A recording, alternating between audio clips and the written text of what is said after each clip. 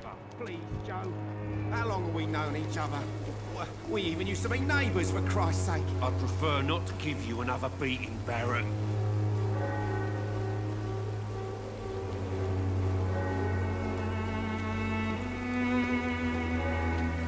Welcome, sir.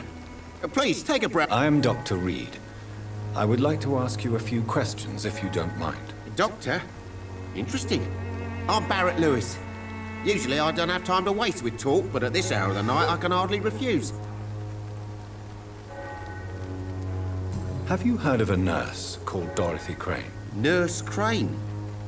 So the bitch really is a nurse, then? Always thought she was just some crafty foreigner, that one.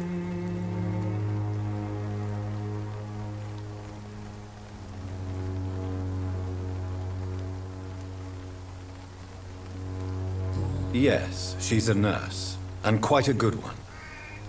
What did she do to gain such notoriety? Dorothy Crane ain't even a real name. Something like Dorothea Craniu. Something like that.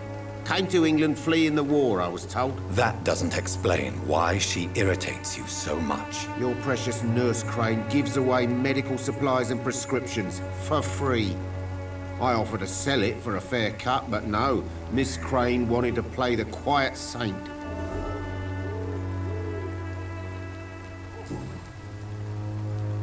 How is business around here? Business? I have no business. Between this racket, theft, and customers getting scared, I'm losing money every day. I see. Sounds like you blame someone in particular for your situation. It's no secret Joe Peterson spends his time harassing merchants. But with me, he's trying to put me out of business once and for all. As a merchant, you see Whitechapel every day. Have you noticed anything out of the ordinary recently? Well, you mean besides the epidemic, the war, and all the usual crap? As long as I can remember, this part of town has been a bottomless pit, and no sign of the bottom yet. Have you been hurt? No, but that's only because I ran like hell. Those men were raving lunatics, I tell you. Not even able to speak anymore, just screaming. Violence is increasing in the borough. Yeah. A few nights ago, some blokes jumped me. Came out of one of the condemned workshops.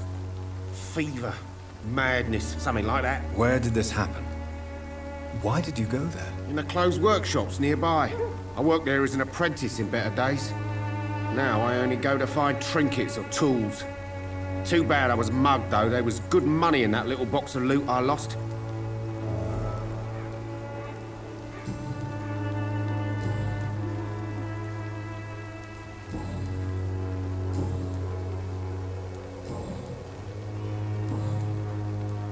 Right then. Show me what you have.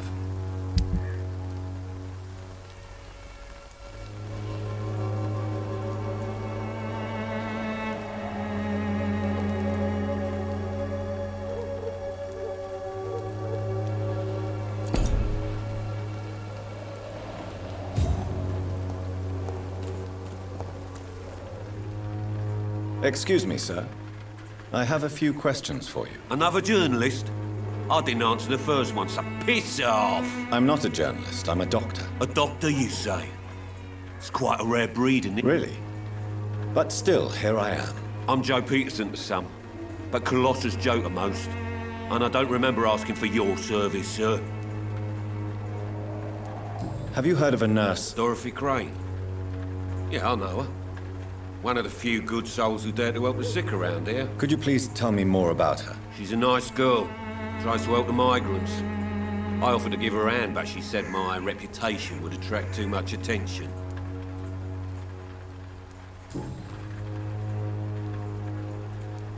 May I ask what you do around here? I do whatever I want, and sometimes even more. Now sod off. According to you, physicians are scarce and Not familiar with this neighborhood, are you? I guess your fancy colleagues are too afraid of being stabbed in the back. this part of town does have quite a reputation.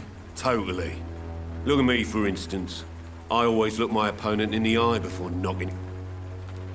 How did you become the local bully everyone is afraid of, Joe? There's no pride in roughing up poor bastards. But this is the only job I've found. A job? So your racket... I got enlisted by the Wet Boot Boys, a gang from the docks. I'm their muscle.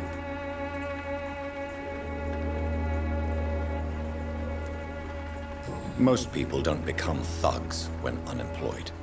I don't care what you think, sir. I'm not sure Mr. Lewis would agree with you. Oh, do you really think he's the poor victim here? Bad.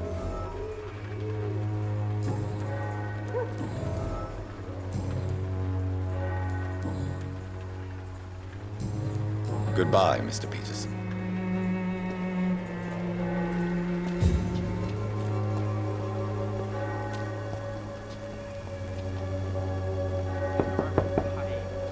Hello, young man.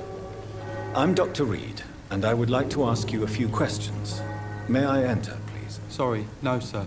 My father does not like people entering our house, you see. Your father is worried about you, boy. He asked me to look for you. So my father actually worries about me then? Okay then. Come on in. I'm Harry, by the way. Even my dreams are soaked with gloom. So, may I ask you a few questions? I'm not bothered. What could... Your father and Mr. Lewis used to be good friends. What happened, Harry? I was young then. I don't remember Mr. Lewis ever coming back again after my mother died. Or was it after my father started bullying him? I don't know. But you are not responsible for your father's actions. Am I not? Dad always says that he joined that gang for my sake. Have you tried speaking to Mr. Lewis about it? I don't go out often, but yes. And he scolded me and told me to leave him alone. I guess my father frightens him.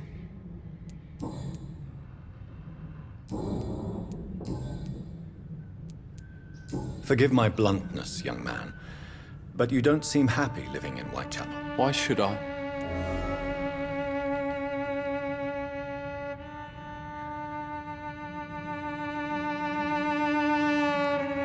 This place is awful. That's exactly what my father says. If life here is so terrible for you, why don't you just leave this place? Have you ever spoken to your father about it? I don't go outside. It terrifies me so.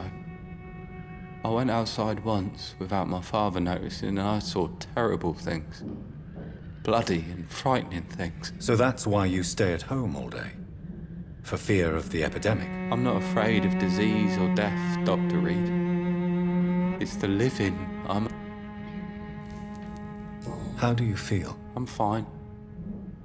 I mean, it's not Eden.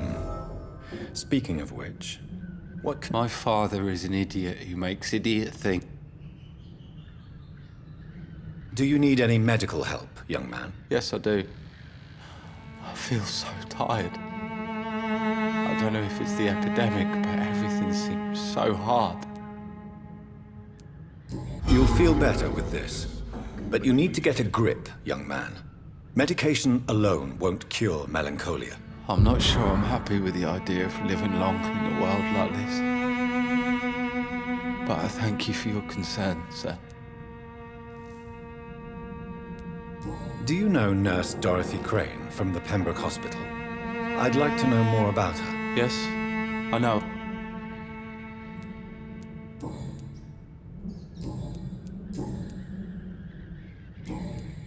Goodbye, young man.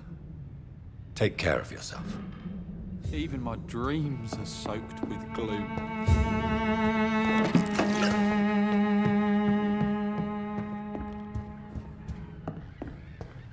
It's locked.